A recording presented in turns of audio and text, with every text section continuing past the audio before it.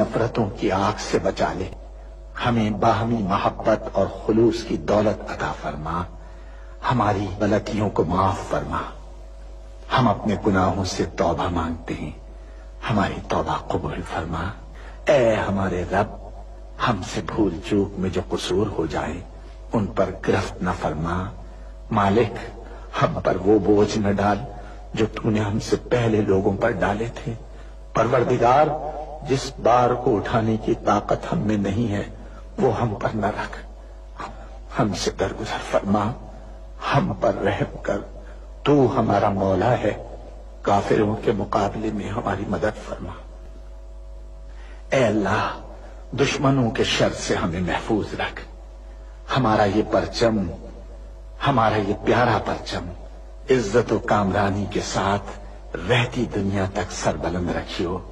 اے اللہ، اپنے رحم و کرم سے اور اپنے فضل سے اس سرزمین پاک کو معدنیات اور قدرتی وسائل سے مالا مال فرما دے۔ اے اللہ، ہم سب کو حلال کی روزی حاصل کرنے کی توفیق عطا فرما۔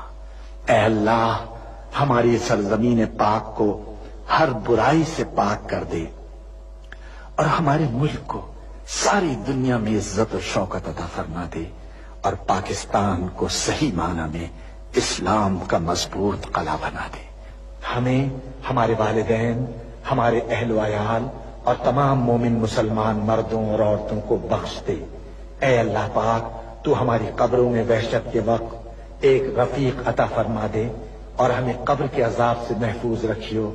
اے تمام جہانوں کے مالک، دنیا سے رخصت ہوتے وقت ہماری زبان اور دل اس بات کی شہادت دے رہے ہوں، اشہد ان لا الہ الا اللہ وحدہ لا شریک لہ واشہد ان محمدا عبدہ ورسولہ۔ اے تمام جہانوں کے مالک، ہماری دعا قبول فرما لے، آمین یا رب العالمین۔